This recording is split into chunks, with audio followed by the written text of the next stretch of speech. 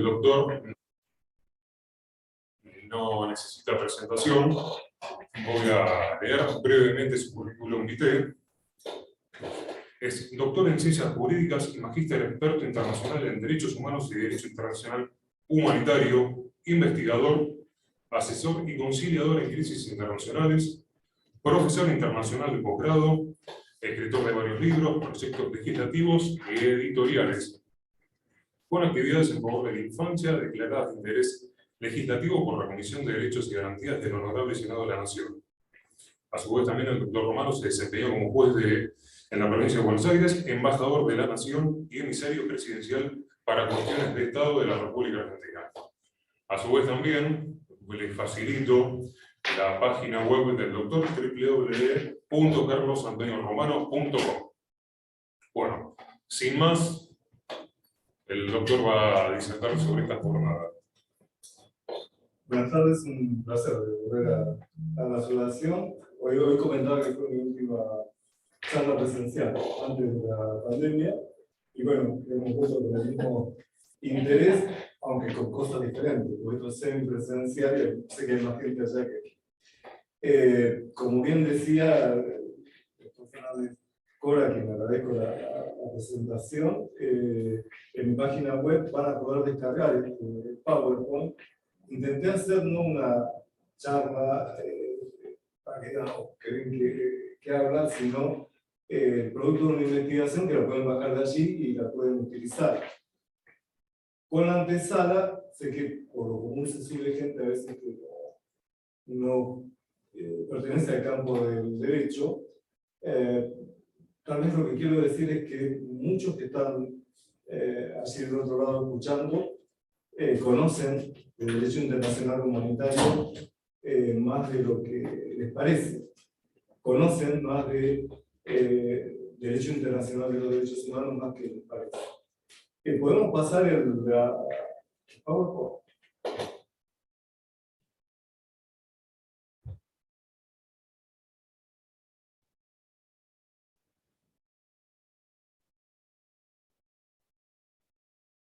Próximo, por favor. Y la otra. Esto tiene que ver con también cómo es la asimilación práctica en este tipo de cuestiones, nos tenemos allí, ¿sí? En la cual hay que entender algo. Cuando hablamos de derechos humanos no hablamos ni de ideología ni de creencias. Contextualmente es algo que nace discordando con el autoritarismo del Estado. No olvidemos que esto está muy enraizado con el principio de la dignidad de la persona humana, y que esto que tiene naciente y seguimiento después del juicio de Nuremberg es un nuevo paradigma, y cuando uno habla de paradigma habla de modelos objetivados hacia la paz y la seguridad internacional. Veníamos de una guerra donde murieron más de 70 millones de personas, algunos de ellos 100, y justamente había que generar algo que no significara ni preferencias individuales o grupales, sino que significara tener voces de encuentro dentro del campo del derecho, más allá de los pensamientos, de las creencias, más allá de las cuestiones particulares, y de allí después provienen los tratados. Una ingeniería absolutamente basada, para los que hacemos derecho, en principios, valores y estándares, antes que en el presupuesto de lo que es la ley local.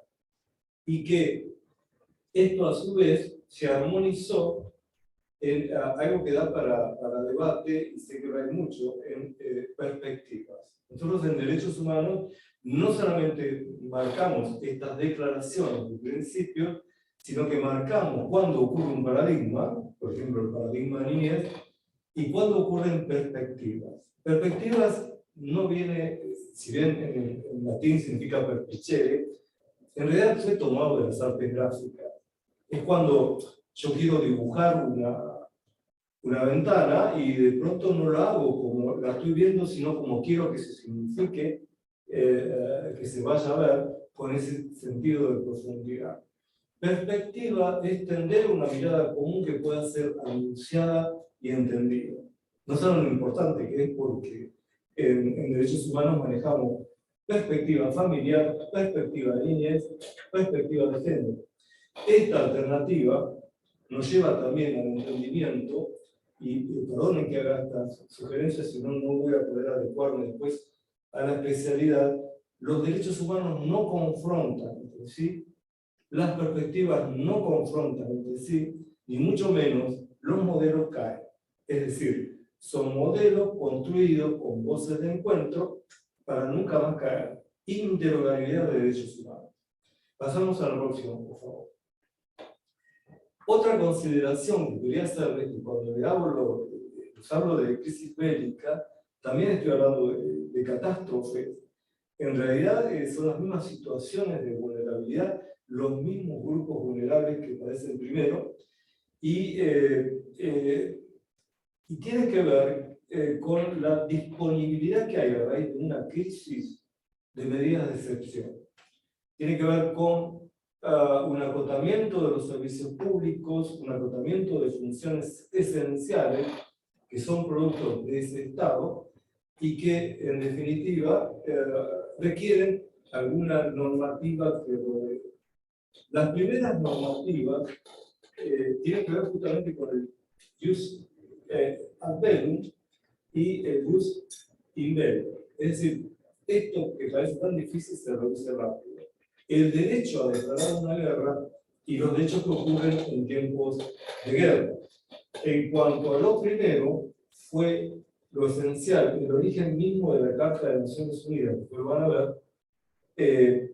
La guerra tiene que tener declaración legítima, y para eso hay un organismo de supervisión que es obviamente que está fallando, que es el Consejo de Seguridad. Estamos hablando de ingeniería del derecho. Pasamos a la próxima, por favor. Por lo común me olvidé decirle, pero por eso reitero, no quiero ser largo, confío en que después van a ver en sus casas descargar o tener este PowerPoint. El derecho en la guerra tiene que ver con lo que llamamos la Convención de La Haya y las Convenciones de Ginebra. Y otra consideración base, hoy estaba charlando cuando vine acá, sobre esto raro que me pasaba. Es la primera charla presencial después de la pandemia para mí, y me encuentro con que yo estaba contento, porque el mundo quiere más estar allá que aquí, ¿okay? Lo cual se entiende. Pero ocurre que también estamos hablando de la necesidad de atemporizar y en cierta medida encontrar cuáles son los valores de la presencialidad, esta devolución más clara con nuestros niños, que saben que es mi expertise. Estos cambios están en todo tipo de ámbitos, en el ámbito de la salud, en el ámbito de la educación, pero también en el ámbito de la guerra. Yo lo estoy explicando así justamente en el momento en que hay una guerra en Europa, o tal vez en el mundo. La guerra tradicionalmente consideramos que tiene tres escenarios válidos: tierra, aire y mar. Luego, cuando hace 10 años empezamos a trabajar sobre guerras híbridas, acercamos todo el concepto del espacio, del satélite, del ciber, el ataque cibernético. Y ya hace unos años que venimos hablando de que la próxima guerra, y justamente con todo lo que generamos en el aprendizaje en la pandemia, tenía que ver con la opinión pública, la mente humana. ¿Cómo llego a la mente humana y la predispongo de determinada manera o de otra manera? Esto, para que lo entiendan, es algo que me obliga a decir que creo, supongamos, en esta guerra que se está viendo por la tele, la guerra siempre pensada. En la guerra hay mayor participación de la mujer que lo común. Y el televisor a veces es el diferido. No tenemos distancia de verdad y realidad, no hay límite posible. Eso es captación de mente humana, en donde en el combate mueren soldados, pero tal vez la mayor preocupación de hoy no son tierras, no es ganar tierra o defender tierra, sino es ganar opinión pública. Entonces, es un escenario para nosotros diferente, que no obstante tiene los mismos traumas. Cuando uno habla de trauma, habla justamente del efecto de la resiliencia que tenemos los seres humanos en las cuestiones de crisis. Traumas, pérdidas familiares, que se transmiten generacionalmente, es decir, transversalizan, son transgeneracionales. Hay cuestiones nuestras que tienen que ver con trauma, que tal vez tuvieron algunos de nuestros abuelos, y que tal vez no sabemos por qué respondemos así frente a algo. Esto implica una conciencia colectiva transgeneracional a la que también se aplica esta parte de la realidad híbrida ultramoderna que tiene que ver con la captación de mente. De modo que, bueno, creo que cada vez somos más algoritmos, vamos perdiendo libertad, vamos perdiendo capacidad en el derecho, vamos perdiendo dignidad. Pero bueno, vamos a los principios básicos de la guerra. La próxima, por favor. La otra. Hay principios, por esto que les dije que están antes que las leyes, y principios y normas constitucionales, ¿se acuerdan? Las costumbres que marcan a todo el sistema internacional de protección de derechos humanos desde su nacimiento. Hay una lucha filosófica en el momento mismo que nace este paradigma entre naturalistas y positivistas, un debate que se da en Nuremberg, quien siga esto muy de cerca desde el punto de vista del derecho va a encontrar un debate formidable en Nuremberg sobre si los jerarcas nazis estaban o no obligados a determinadas conductas, y estaba el que decía que era ley en Alemania y el que decía que sin embargo, aunque sea ley en Alemania, afectaba a los principios básicos. Y de pronto hay una tercera posición de Ruther que, más allá de Heidegger, Levinas, Arendt, Ruther dice que en realidad no era el problema del positivismo jurídico, que se era también obvio, sino la ideología de los jueces. Esto es lo que había llevado a el mayor autoritarismo de la historia. La ideología de aceptación de algunos jueces. Muy cruda la cuestión que dice, a mí me lleva a todo un debate, cuando allí, si vemos el curso de internacional humanitario más adelante, me voy a centrar más en filosofía jurídica, porque es un poco el eje. Es decir, vamos a manejar cómo hay toda una normativa bélica y por el contrario, cómo hay todo un cambio hacia el individualismo y hacia el repensar cómo se interpretan los derechos humanos. Y en este cambio, yo tengo que decir, la base escrita por las convenciones, implica que el principio es el reconocimiento como elemental de algunos derechos humanos, que deben transcurrirse a nivel interno y que es indisponible para el Estado la protección de las personas. Que esa obligación de hacer, que está en un ámbito o un concepto de ayuda humanitaria, no saben cuántos los que trabajamos en el Poder Judicial sabemos esto sin conocerlo, sin acuerdo, porque es una materia muy especial de derecho internacional humanitario. Esa obligación de hacer, que es una obligación positiva, tiene también una pasiva que tiene que ver con dejar hacer, dejar entrar la ayuda humanitaria. Y esto es tanto sobre derechos individuales como sobre derechos de tercera y cuarta generación, es decir, educación, salud, cultura. Esto es lo que dicen los tratados, ahí van a ver el Powell que lo estoy sintetizando en su articulado. De modo que, por los convenios de Ginebra y sus dos protocolos, después, los estados deben autorizar la entrada y el tránsito de socorros. Y las partes, y cuando digo las partes, es porque van a ver que en algún momento esta investigación histórica lleva a conceptualizar que puede ser que no haya conflicto bélico internacional, sino nacional, por eso se habla de partes. Las partes no pueden obstaculizar la distribución de socorros y la ayuda que dan los que están en la labor humanitaria. Y en este caso, ya de arranque, tienen que saber cómo estoy refiriendo a la controla. La fundamentación de Durán, allá en Solferino, da cruzada a la creación de la Cruz Roja, que puede ser también Federación de la Cruz Roja y de la Media Luna, en lo que implica la ayuda humanitaria. Y llama mucho la atención que es más potente que la organización oficial conformada por los estados en materia de ayuda humanitaria. Pero lo cierto es que dentro de estas premisas, ahí también estoy señalando como principio que se prohíbe establecer bloqueos, embargos o sitios en la medida en que peligre la población civil. En este punto hablaría horas, pero no me queda tiempo. En realidad, el primero que desarrolla un sistema de derecho internacional humanitario de protección en guerra fue el Islam. Y permanece ahí en el Corán las tres llamadas, pero se lo explico otro día.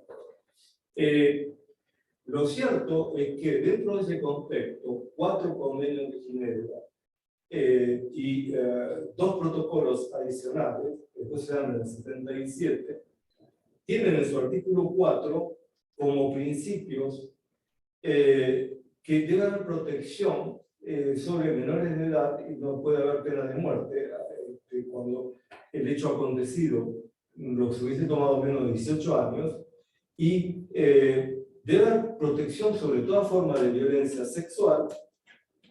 Y hay algo que empieza a hablar el artículo 4, la separación de adultos, miembros de la familia, y que se debe facilitar la reunión de niños con sus grupos familiares no acompañados. Lo primero que ocurre en catástrofe, sea bélica, sea por una crisis climatológica o por lo que trabajé mucho en el 2019, que es desplazamientos involuntarios o migraciones obligatorias, en realidad lo primero que se destruye es la perspectiva familiar, el ámbito de contención. Y debe permitirse, también como principio, el acceso a la educación, los alimentos, la asistencia humanitaria y la evacuación de zonas de combate, de esos corredores. Si tenemos que hablar de principios, por favor, la próxima. Y la otra, me olvidé de avisar. Por favor. Sí. Los principios están así. Y los vamos a tener un poquito ahí centrados y entrar a los hechos. El primer principio, que es de respeto y protección, tiene que ver con obligaciones de carácter pasivo, obviamente, no matar, no violar la integridad física por parte de la estructura oficial bélica del Estado. Mientras que la protección implica obligaciones positivas, es decir, impedir que terceros perpetren violaciones de derechos humanos dentro de su Estado o territorio. Después tenemos el principio de distinción, el segundo que está allí, que dice la necesidad de distinguir en todo momento lo que es población civil de combatiente y la distinción entre bienes de carácter civil y objetivos militares. Esto me lleva a otros dos, que son el de proporcionalidad y prevención. El de proporcionalidad tiene que ver con que cuando se lanza un ataque, se debe prever los efectos colaterales, es decir, la posibilidad de muertos y heridos entre la población civil y los daños a bienes que no guarden una proporción con la ventaja militar. Es decir, la ventaja militar concreta y prevista es la que también me limita en el desarrollo del armamento bélico más letal. Eso lo habrán visto, si recuerdan, o lo pueden ver en mi web o en los libros, cuando fue el enfrentamiento en Palestina, hace muchos años. Y el de precaución tiene como veo la forma de evitar o reducir el número de muertos y heridos en población civil, así como el daño a bienes de carácter civil. Estoy reiterando, porque todos lo vemos esto como un misil que cae en un lugar. Estos principios también tienen que ver, o tuvieron que ver, con Haití 2010. Estos principios también tuvieron que ver con migración o desplazados centroamericanos ante frontera sur de Estados Unidos. Y por fin, el principio de reunión familiar. En tanto, siempre debe arbitrarse la reunión de las familias temporalmente separadas, es responsabilidad grabada de todo Estado parte, más cuando los niños experimentan violencia, orfandad, o han visto violentada su integridad física y psicológica. ¿Podemos pasar a la próxima? ¿Voy muy rápido o...? No. Estas son normas, recién hablé de principios, ahora estoy hablando de normas internacionales referidas al conflicto bélico o a la catástrofe. Y por supuesto arrancamos con la Convención para la Prevención y Sanción del Delito de Genocidio, que tiene que ver con evitarlo, prevenirlo, castigarlo, tiene que ver con promulgar las leyes necesarias para que esto no ocurra a nivel local y darles eficacia, el efecto útil que decimos, darle garantía de ejecución, y también la obligación de juzgar a las personas acusadas de genocidio en territorio propio o ante la Corte Penal Internacional, lo mismo que conceder la extradición. En el 49 es cuando se desarrollan los 4 convenios de Ginebra, y la mayoría de sus normas fueron creadas por la Cruz Roja, como antes le decía, y tiene que ver con la protección de personas civiles en conflicto bélico y con aquellas que ya no pueden seguir participando del mismo. Y en el 77, cuando salen los protocolos, ya se habla de lo que antes no se hablaba, de fijar límites a las guerras, tanto internacionales como no internacionales. Ustedes saben que ya estoy yendo al esquema bélico, en donde el oponente no puede necesariamente o tiene que ser un Estado, sino que puede ser un grupo interno o terrorismo internacional.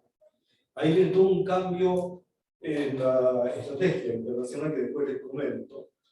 Pero lo que quiero sí que vayan deteniendo el tema es que, así como en el artículo 4 del Convenio de Ginebra, el protocolo 2, en el 4.3, vuelve a reiterar la obligación comunitaria a mantener la unidad familiar.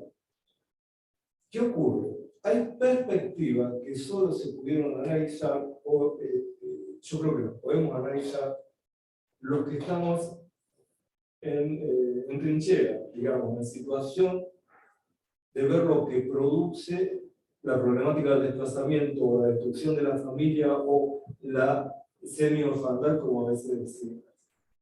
Pero esta obligación de mantener la unidad familiar es algo que más se advirtió en guerra. Al punto de que se estableció una serie de límites o parangones. Por favor, la próxima. No olvidé decirte. Ahora la próxima. Que viene justamente de estas cuestiones. La próxima, por favor. Que tiene que ver ya con, estoy hablando en orden cronológico.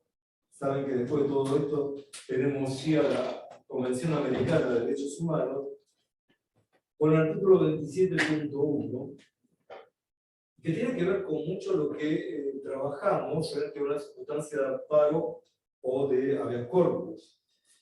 Fíjense que el artículo 27.1 establece, dentro del concierto interamericano, que en caso de guerra, de peligro público u otra emergencia que amenace la independencia o seguridad del Estado parte, este puede adoptar ciertas disposiciones que suspenden las obligaciones contraídas en virtud de la Convención, siempre y cuando no impliquen una discriminación y demás, y bajo el deber de informar, que después vemos. Ahora, ¿puedes pasar a la próxima? Sin embargo, no queda autorizado a suspenderse ciertos derechos. Los derechos humanos que el artículo 27.2 de la Convención Americana resalta son el reconocimiento de la personalidad jurídica, el del artículo 3, y del artículo 4, el derecho a la vida. Esto también hablaría horas, es toda una clase cuando hablo de derecho internacional de los derechos humanos. Fíjense que el reconocimiento de la personalidad jurídica es anterior al derecho a la vida. Y, lógicamente, del derecho a la vida se desprende todo. Pero es que estamos hablando de derecho. Si no hay reconocimiento de personalidad jurídica o esta se limita, como yo creo que limitamos dentro del campo civil respecto de la capacidad de niños, respecto de la capacidad de personas justamente con discapacidad, respecto de un montón de cuestiones, esto tiene que ver entonces con que, por alguna razón, el acceso a la justicia, la accesibilidad de la personalidad jurídica es de corriente latinoamericana. Ustedes saben que tenemos 4 frentes importantes, nace todo, que es la Convención Europea de Derechos Humanos, después viene la Convención Americana, después viene la Convención Africana de Derechos Humanos y de los Pueblos, y después viene la ASEAN asiática. Cada una tiene un perfil que alimenta o retroalimenta al otro continente, pero sin duda mucho tiene que ver con el reconocimiento que tenemos frente al Estado. Algo muy devaluado, porque a veces parece que una sociedad anónima o el propio Estado tiene más derechos que cualquiera de nosotros como seres humanos. El punto es que luego también se resalta la integridad personal, allí la tienen, la provisión o la libertad, la provisión a la esclavitud, el principio de legalidad, la libertad de conciencia y religión, la protección de la familia, volvemos después al 17, el derecho al nombre, el derecho del niño en el 19, con todo lo que implica en el 2002 la opinión constitutiva 17 de la Corte Interamericana, el derecho a la nacionalidad y, por fin, si hay un límite, los derechos políticos, que tienen que ver con las garantías judiciales indispensables. Por favor, la próxima. Siguiendo este orden cronológico, la Convención sobre el Derecho del Niño me está hablando de derecho internacional humanitario en el artículo 19, en obligaciones específicas de no separación del grupo familiar. El artículo 22, muy referido a la asistencia humanitaria de niños refugiados, casi diría que todo el trabajo que hacemos en la UNID tiene su desarrollo a partir de aquí. En servicios sanitarios de salud, alimento y educación, 24, 27, 28 y 29, es decir, hablar de alimentos, peticionar alimentos, sin plantear el artículo respectivo, que es el 27, o de salud del 24, cuando estamos trabajando con niños, o el 28 o el 29, en el debate actual de educación, es ir un poco, no digo distante del mundo, sino lejos del concierto de desarrollo de derechos humanos. Lo digo como advertencia por un posicionamiento que a veces se crea. Lo cierto es que la Convención, en los artículos 38 y 39 también, valida las reglas del derecho internacional humanitario al coordinar la participación o el sufrimiento de niños en procesos bélicos. Por favor, la próxima, y lo tenemos allí. Antes de llegar a esto, tengo que recordarles que tenemos 4 protocolos facultativos manejados por el Comité Ejecutivo de los Derechos del Niño. Los 2 primeros, perdón, 3. Los 2 primeros en el 2002, enero y septiembre, tienen que ver con el cuidado de niños en materia de venta, prostitución, pornografía infantil. El segundo tiene que ver justamente con la actividad de niños en la guerra, que tenemos mucho desarrollo ahí. Y el tercero son las famosas comunicaciones. ¿Qué son las comunicaciones? Están dentro del marco normativo, poder denunciar al comité cuando haya una afectación o derecho vulnerado de toda niña o niño o adolescente, y es el trabajo del comité velar por esto. ¿Por qué lo señalo también?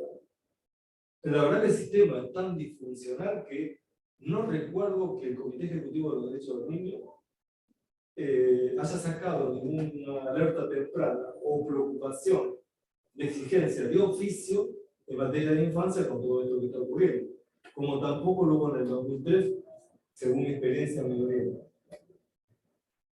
También recordarles aquí que es parte de ese eje las recomendaciones que da el Comité Ejecutivo, y ahí la observación número 1, que dice, miren, lo leo porque es interesante, se hace hincapié en la necesidad de planear e impartir la educación de manera que promueve y refuerce la gama de valores éticos, concretos, consagrados en esta convención. Entre ellos, la educación para la paz, la tolerancia y el respeto al medio ambiente de forma integrada y holística. Es decir, está casi repitiendo artículos 28 y 29 de la Convención y está interpretando como todo lo que es el sistema internacional de supervisión, de que debe haber una educación para la paz y la tolerancia de inmediato. Esa es la base del sistema. Si para algo se hizo el modelo actual, que claramente tiene que ser sustituido y va a ser sustituido por pérdida de eficacia, lo que no va a ser reemplazado nunca son las declaraciones de derechos humanos que están consagradas, pero si algo tiene que ver es con trabajar para la paz desde la niñez. Pasamos a la próxima, por favor.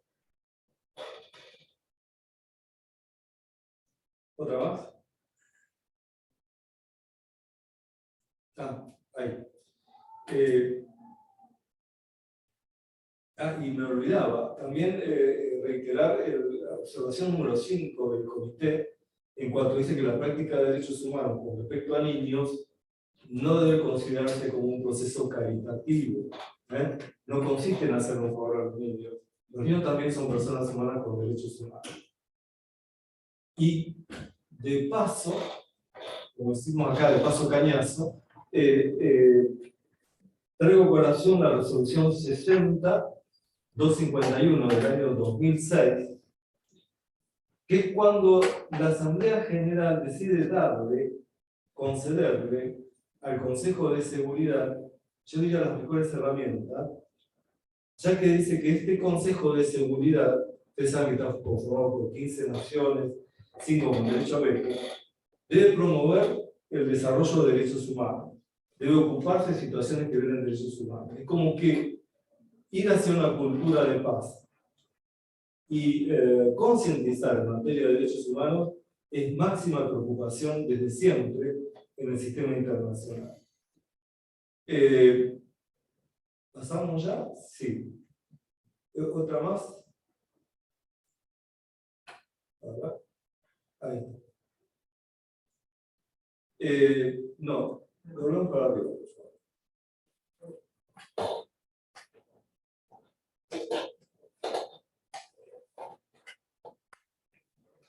Ahí, lo dejamos ahí.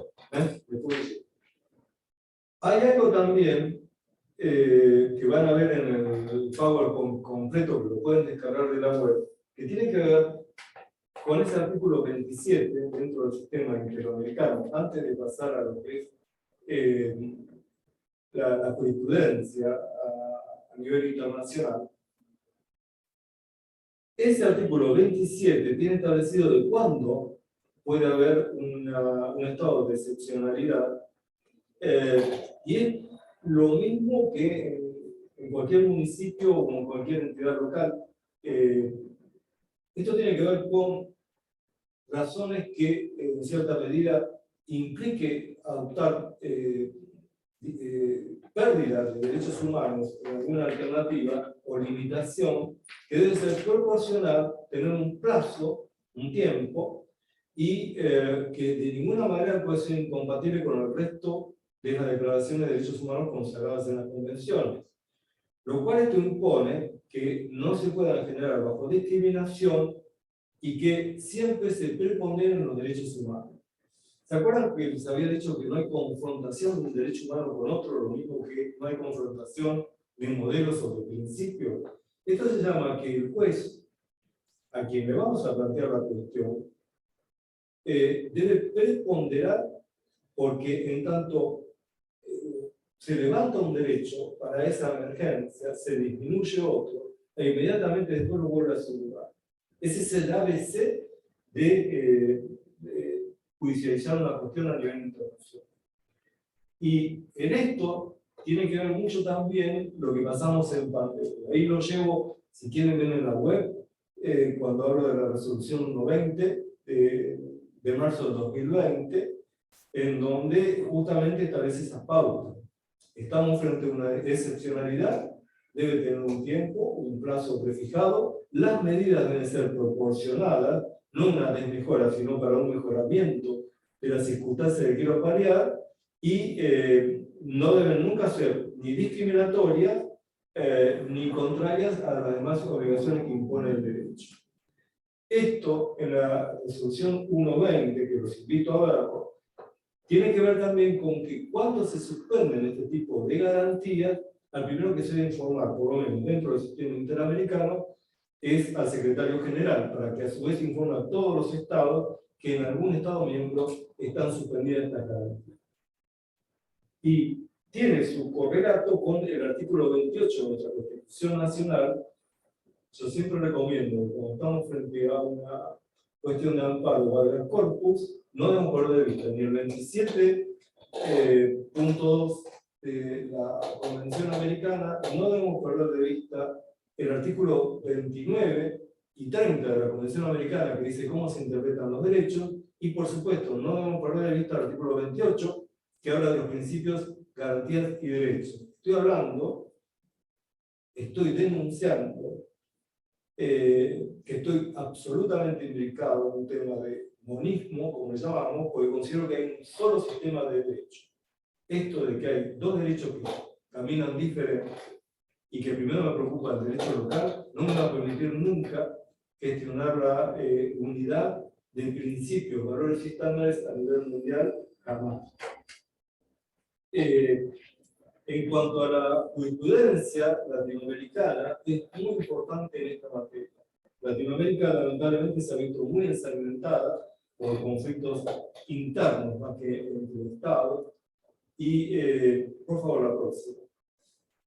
Ahí tienen la jurisprudencia. No, perdón. La próxima. Eso ya lo vimos. Bien. Una más. Listo, otra más. Hasta ahí. Vamos para arriba, por favor. No alcanzo a ver bien de acá. La jurisprudencia,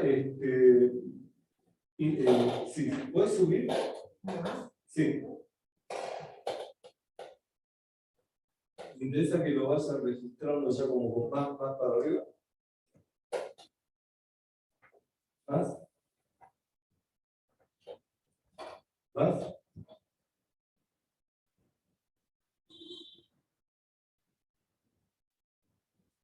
Sí, sí. Sí. ¿Tiene que estar esto? Sí. Ahí. Sí, No está. No está. Para abajo, sí, está bien. Sí, por eso, ya hicimos eso. ¿No? O sea, como que lo pasaste. No. Esto tiene que estar causa. Sí. Los casos de la Corte Interamericana. Caso de la Corte Interamericana es el título. No. Para el otro lado. Para el otro lado. Después igual ven el Power en su casa tranquilo que ya les reitero. Y el déficit que tenemos, disculpa que me alcanza a ver. Ahí. Esos son los casos que van a poder arrancar de la Corte Interamericana, de los cuales les señalo algunos que tienen que ver con las Palmeras versus Colombia, del año 2000, Bamaca Velázquez versus Guatemala, también del 2000, Masacre de Santo Domingo versus Colombia. Así, en estas jurisprudencias, se establece con claridad que el criterio de análisis tiene que ver con si algo es violatorio de, obviamente, la Convención Americana, y especialmente analizar la vulnerabilidad en materia de niñez, y analizar fundamentalmente que el conflicto armado no internacional implica también la posibilidad de recurrir a los tratados internacionales que tiene firmado el continente con el Sistema Universal de Derechos Humanos. Lo mismo que el caso Vázquez Durán y otros, ahí, déjame porque esto se lo voy a leer. Vázquez Durán y otros versus Ecuador, dice que los derechos forman parte del núcleo inderogable, es decir, los derechos del artículo 27, inciso 2, es un núcleo inderogable que no se puede suprimir ni en hecatombe ni localmente. El tema también tiene que ver, por supuesto, con el adicional del Convenio de Ginebra en el protocolo referido al tema de la unidad familiar. Después quiero que vean el principio de distinción en masacre de Santo Domingo versus Colombia, eso del 2012, que se refiere a una norma consuetudinaria. En todo momento dicen son normas consuetudinarias. Nunca dicen son leyes, es decir, normas consuetudinarias para conflictos armados internacionales y no internacionales que tienen que ver con la distinción del combatiente a la persona civil y de los bienes de carácter civil y objetivo militar. El masacre de Santo Domingo versus Colombia, yo le digo, tenemos el principio de proporcionalidad. También norma consuetudinaria en conflictos armados, donde dice que queda prohibido lanzar un ataque cuando sea de prever que cause incidentalmente muertes y heridos en la población civil, o que sean innecesariamente excesivos. Es decir, el uso de la fuerza nunca debe ser desproporcionado. En el mismo masacre de Santo Domingo versus Colombia, principio de precaución. Se tomarán todas las precauciones factibles para evitar o reducir, en todo caso, a un mínimo, el número de muertos y heridos entre la población civil, así como los daños a bienes de carácter civil. Ahora, no es la misma el planteamiento del derecho estando, como digo yo, en trinchera, bajo conflicto, uno entiende mejor algunos principios. Saben que el principio de precaución lo aplicamos mucho en derecho ambiental y es consistente en que frente al caso de duda de que pueda haber o no peligro de contaminación, por el principio de precaución se debe decir que no. Entonces, esta alternativa me lleva después también a analizar qué otros casos, uno que va a ser interesante, que tiene que ver con el principio que yo llamo de múltiple vulnerabilidad o condición de agravamiento. Ese fue González y otras versus México en el 2009, campo algodonero, así conocido, y que tiene que ver con que el Estado debe prestar especial atención a la necesidad y los derechos de las víctimas en consideración a su condición de niñas como mujeres que pertenecen a un grupo en una situación de vulnerabilidad.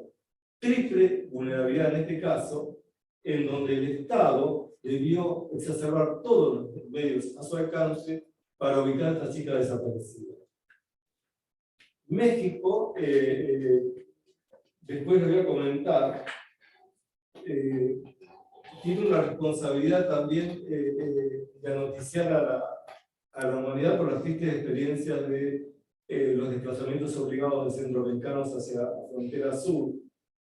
Así se trabajó este tipo de esquemas antes en masacres de Tuango versus Colombia, Contreras y otros sobre El Salvador, en realidad sobre una responsabilidad agravada de las víctimas de desplazamientos o migraciones y todo lo que pasa con niños y niños. Es decir, los que lo vimos, les puedo asegurar que es patético la situación de personas desplazadas, al punto de que ahí en el Power que se estoy dejando para casa, me estoy refiriendo a derechos humanos de migrantes, refugiados, apátridas, víctimas de trata de personas y desplazados internos, que es una resolución de OEA del año 2015, en donde dice que el deber de prevenir se sostienen estamentos que toman estos cuidados de un modo provisional y excepcional. En ello el deber de prevención que tienen los estados en el marco de la garantía sobre derechos humanos. Y acá hablaría horas también, por eso voy muy a vuelo de pájaro, porque estuve justo en Ciudad de Juárez en el 2019 y se dio todo ese análisis en donde no había una insistencia o trabajo de investigación que después resultó con un informe loco de la Comisión Interamericana, por lo cual lleva a que OEA, mediante asamblea, le enmarque lo que debía hacer, que era investigar. Ahí nosotros teníamos cuestiones no solamente de violencia, teníamos cuestiones de desaparición, de trata, trabajo para narcos de este lado, complicaciones con los proyectos que lo pasaban para el otro lado, se llaman el paso ilegal, y del otro lado, prisiones absolutamente que escapan a la dignidad humana. Y bueno, todo esto se trabajó, hay una resolución 228 del 19, que también se lo doy allí, en donde se termina afincando la idea de que los Estados tienen el derecho de controlar sus fronteras, pero en materia migratoria deben respetar y garantizar los derechos humanos de todas las personas migrantes, las cuales son derechos y libertades que derivan de su dignidad. Este es un punto, y me recuerdo mucho a Ana Arendt. A ver, los derechos tienen que ver con ser persona, y por el enmarque que tiene la Convención Americana de Derechos Humanos, tenemos iguales derechos en cualquier parte del territorio americano.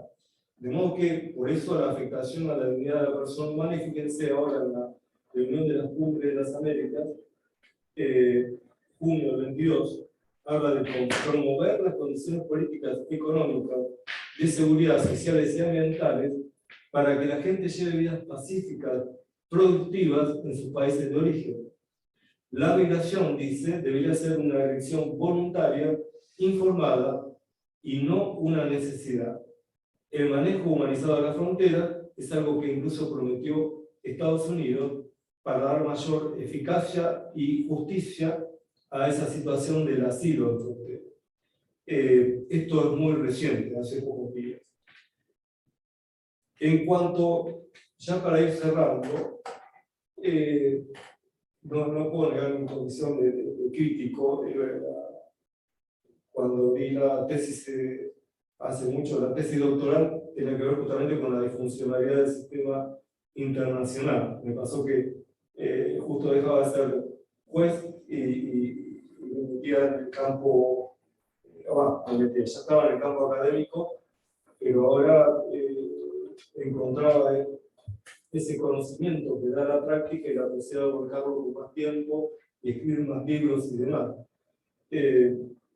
Esa funcionalidad práctica a la que estamos acostumbrados, que trabajamos en este tipo de ámbito, llegó a la idea de, bueno, ¿por dónde paso la tesis doctoral? Y la pasé por mi práctica. Menudo dolor de cabeza porque empecé a contravenir todo. Pasamos. Ahora sí.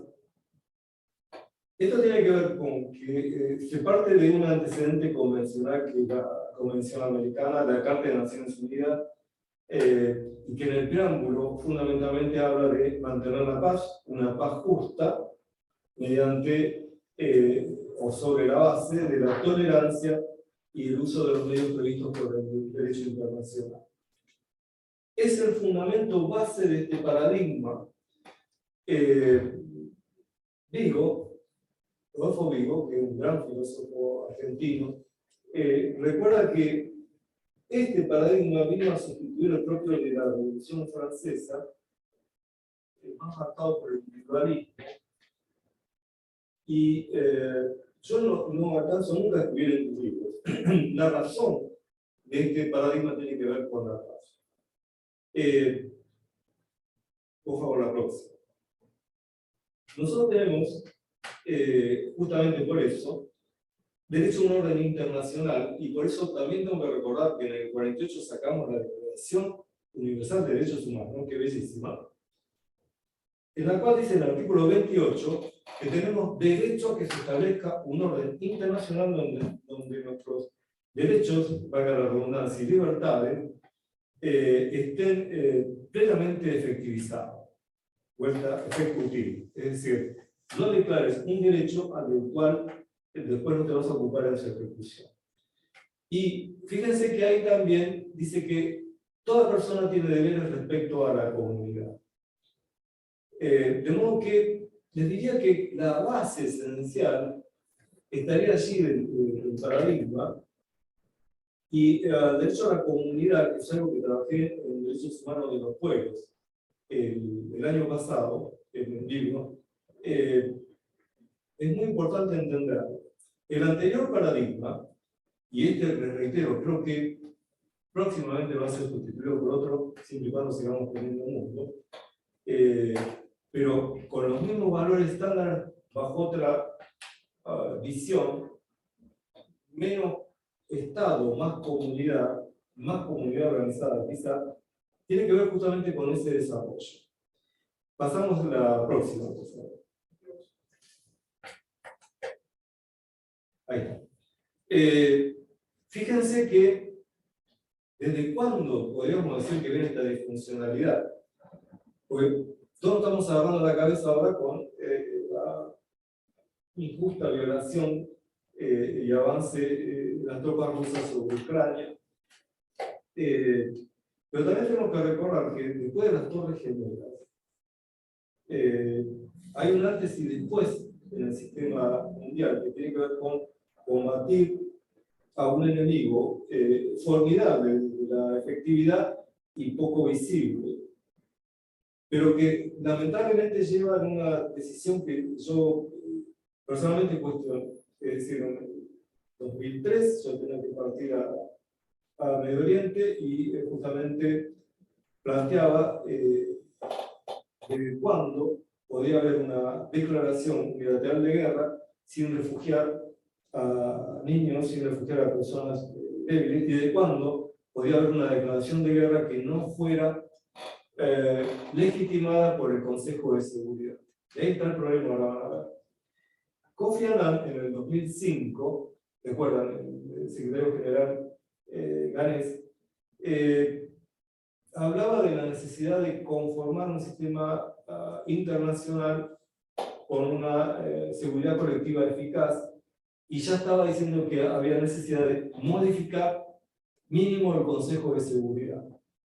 A mi entender, hay que modificar todo el sistema ONU, hacerlo más democrático, no solamente el Consejo de Seguridad. Pero ya en el 2005 esto se estaba planteando. Y estaba planteando que la paz estaba íntimamente relacionada con el desarrollo económico y social de los pueblos. Y estaba hablando Kofi Annan de respecto efectivo a los derechos humanos. Pasamos. Con ese secretariado general tenemos enmarcado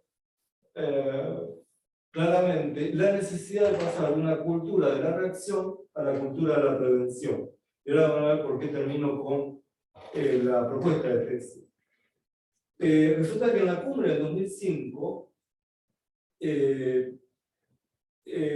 se afirma una vez más la responsabilidad. Había muchos problemas, más que nada en África también, crímenes de lesa humanidad, y había muchos problemas en entender que había que darle más protagonismo o había que exigir un mayor protagonismo del Consejo de Seguridad. Pasamos a la próxima, por favor.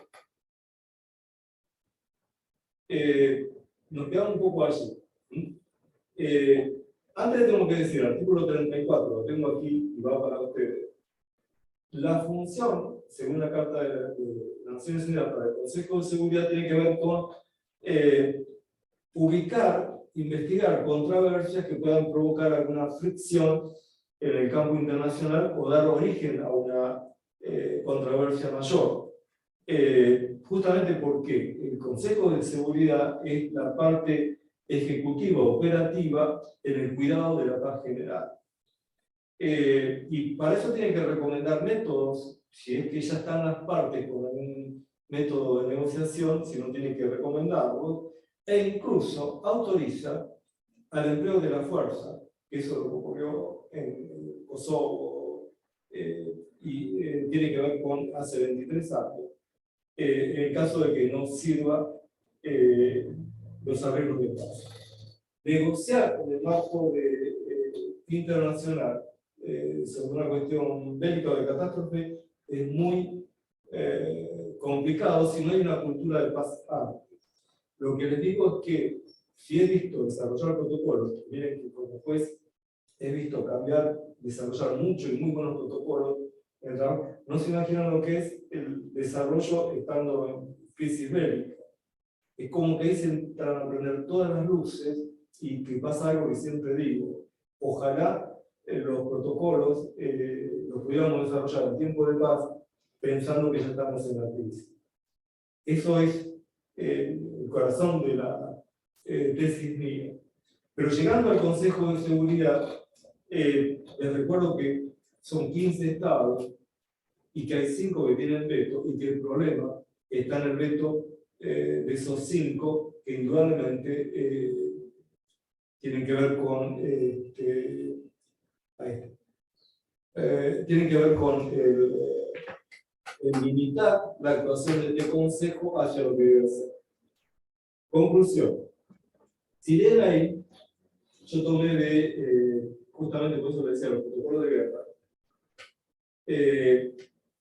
La Comisión de ONU, el manejo de la paz, tiene varios volúmenes, son trabajos de cada actuación en distintas regiones o campos bélicos, desarrollan este trabajo. Esto a confesión de parte, conflictos, declaraciones, tratados, intervenciones. Lo cierto es que el Concierto de Naciones ha prohibido la guerra desde el punto de vista legal, a la par que reconoce también en el hombre al mayor depredador del planeta. La industria armamentista continúa detrás de un liderazgo económico al frente del narcotráfico y de la trata. La estructura político-económica mundial condiciona poner límites a la degradación climática y escasez de recursos, pero nunca les asume bien temprano en su agenda, ni condicionará por ello utilidades en el mercado. En tanto, la agenda sobre el material de protección de los derechos humanos continúa su emergencia en otra realidad de la discriminación. Eso es ONU 2010. Les voy a leer algo reciente. Abril de este año, Antonio Guterres, el actual secretario general de Naciones Unidas, dice: el Consejo de Seguridad no hizo todo lo que estaba a su alcance para prevenir y poner fin a esta guerra. Hay varias declaraciones de Guterres. Una hizo muy importante en la Asamblea 73 acá en Argentina, en septiembre del 2018, hablando sobre la disfuncionalidad de ONU y hablando justamente sobre estas barras de espacio que la gente a veces no puede llegar a ver. Pasamos a la próxima fila. Ahí están los sistemas de alerta temprana. ¿Qué es un sistema de alerta temprana? Ya estoy derrotando, es decir, solo conocemos que hay una boya ahí en el medio del mar que me va a avisar cuando viene un tsunami. Pero en realidad hay muchas formas de tener alertas tempranas. En el desarrollo de esto, por favor, la próxima, yo encontré que el marco de acción de IOGO en el 2005-2015, esto mientras estaba trabajando, decía que los países que elaboren marcos normativos, legislativos e institucionales para la reducción del riesgo de desastres y que puedan desarrollar indicadores específicos y mensurables para observar ese progreso, tendrán más capacidad para controlar los riesgos y concitar el consenso de todos los sectores de la sociedad para participar en las medidas de reducción del riesgo y ponerlas en práctica. Fíjense, 2005 ya se estaba hablando de la necesidad de prevenir, salir de la cultura de la reacción, de mensurar factores de riesgo y decía que los países que sepan elaborar ese tipo de cuestiones y que puedan concitar en la comunidad, porque el Estado no alcanza, un compromiso, eran los que estaban mejor preparados. La próxima, por favor. En la cumbre, también del 2005, los jefes de Estado declararon: la comunidad internacional debe, según proceda, alertar y ayudar a los Estados a ejercer esa responsabilidad y ayudar a las naciones a establecer una capacidad de alerta temprana. La tesis es sistema de alerta temprana. Pasamos a la próxima, por favor. y tiene que ver con un adelantamiento que ya dio al Consejo de Seguridad, del Consejo de Seguridad al Secretario General, para que tome elementos de información sobre lo que estaba pasando con Arias. Pasamos a la próxima. Y eso es un SAT, una forma de prevención que se sustenta en protocolos, datos relativos a situaciones potenciales, yo digo posibles y ciertas en mi libro, y que llegan a una decisión política y jurisdiccional para la adopción de medidas preventivas. Ahí, la verdad, que me encontré conmigo mismo, largando medidas de restricción perimetral. Con el mismo análisis, yo lo vi a nivel internacional, es decir, lo mismo. Lleguemos antes, no después. Esa era la tesis. Por favor, pasamos a la próxima. Esto, por favor, lo leen, porque lo llevé a la defensa de tesis.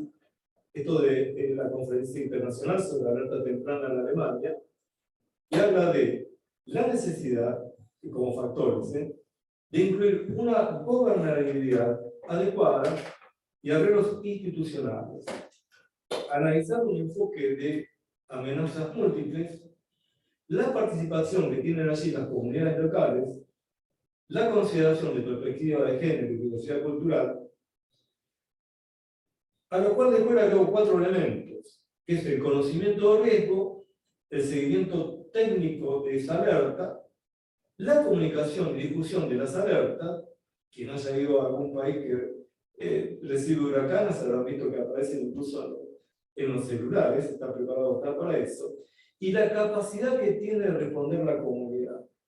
Siempre volvemos al esquema de la comunidad, pero ya en el 2006, ONU me estaba hablando del problema de la gobernabilidad a nivel mundial. Pasamos a la próxima. La próxima. Esto tiene que ver con pasamos a la próxima, por favor. Una más y otra más. Eso de la red foro. A ver, No, otra más. No, ahí también agradezco. Bueno, para atrás. No se lo pasé. Bueno, después se las doy. Es un estudio muy técnico sobre el esquema de alertas tempranas y el Fórum en el 99 habla de como elementos el desempleo, un elemento económico, la violación de derechos humanos, un elemento político, la discriminación como elemento racial y otros tantos, ¿no? Cada uno. Y el institucional habla de fallos en la regulación de la ley, particularmente falta de independencia del sistema judicial y de la policía, debilidad de las instituciones estatales y represión hacia las organizaciones de la sociedad civil, que es lo que ocurre también a nivel mundial. Todo esto, a ver, ahí está, tiene que ver con algo que le dio Lumbrera, que es cuando leía Champitec. Miren, surge de algunas fuentes que durante los 5.000 años de historia humana, cerca de 14.000 guerras causaron la muerte de 5.000 millones de seres humanos, y que durante los últimos 3.400 años no ha habido en el mundo más que 250 años de paz general. Este es un estudio de Champitec del año 98, y se imaginan todo lo que se agregó después. Pasamos a la próxima. La construcción me lleva a la idea de la necesidad de organizar tribunales internacionales. Si van a la web van a ver que en el 2019 presento en el Congreso la necesidad, por ejemplo, del Tribunal Internacional del Niño, que tiene media sanción, porque necesitamos organismos encargados de darle jurisdicción, de darle fundamento, de razón a esta medida cautelar. Y yo dejaría aquí porque lo demás. Ahora pasamos una más. A ver si está. Esta es la última. En tanto no existe un sistema internacional de protección de derechos humanos eficaz, Hoy solo somos ciudadanos aspirantes a algoritmos, no personas. Individuos de una especie disociada que conforma una gran individualidad sin fronteras. Yo digo, individualidad sin fronteras, me miraban con cara de... Somos apátridas en tierra de otros sembrados de nada, objetos aturdidos por noticias de opinión que nunca nos integran, concursados a vivir en comentarios programados, juntos y sin comunicarnos, en grupos cerrados, bajo símbolos de una posmodernidad que jamás nunca fue. Es que yo, la verdad, no creo en la posmodernidad, creo que fue un enganche para seguir con la misma historia de la época moderna. Una posmodernidad que nunca fue, sino solo como una portada de una continuidad de historia. Pues yo dejaría acá, por si hay alguna pregunta, y aparte tuve el riesgo. Muy bien, excelente. Gracias. ¿Hay alguna pregunta? Ah, vale. Habían preguntado por la página web y se les respondió a... Perfecto. Excelente. El que quiere la página, acceder a la página web del doctor, y si no escucharon, cuando el doctor cuando lo dijimos, está escrito ahí en el chat. www.carlosantonioromano.com. Bueno. Es muy, yo la verdad es que pienso en esto de la paz, ¿no? De los niños y cuántas situaciones en donde no hay un conflicto bélico como hoy en Rusia y en Ucrania, pero sí finalmente los chicos no tienen paz. Entonces, bueno, el aporte del derecho internacional es un poco complicado y disruptivo, como vos decías, ¿no? En ese tipo de conflictos, finalmente. Pero bueno, nada, está bueno que la conciencia general sea hacia esa situación. Sí, no, yo creo que podemos hacer mucho por el derecho a la paz, más que nada en el ambiente que estoy. Porque les comentaba, no sé, creo que hablé con vos, el sistema que es de globalidad se cambia por localidad. Es decir, pasamos a un sistema de globalización a donde por primera vez, o mejor dicho, de nuevo, lo territorial va a ser importante. Todo lo que hagas acá en tu trabajo que genere un protocolo eficaz tiene que ser reproducido arriba. Es exactamente al revés como viene el mundo. El tema es conseguir el protocolo eficaz y hacerlo en tu trabajo, pero la experiencia de vida me llevó a eso. La verdad que el juez de Morón tenía recursos porque los había aprendido en el juzgado. En las trincheras se aprende más. Sí. Bueno, creo que nada más. Muchísimas gracias, doctor, por haber venido, un honor. Entiendo que el doctor va a estar dispuesto a contestar cualquier pregunta que le quieran hacer en la web. Siempre ha sido muy generoso con sus conocimientos y su tiempo. Le agradecemos, doctor, por haber estado acá. Y a veces... Volver a la asociación. Volver, claro, exactamente. Tanto tiempo. Sí. Y después, muchas gracias a todos los que han estado participando por vía virtual, y gracias a los que verán en el futuro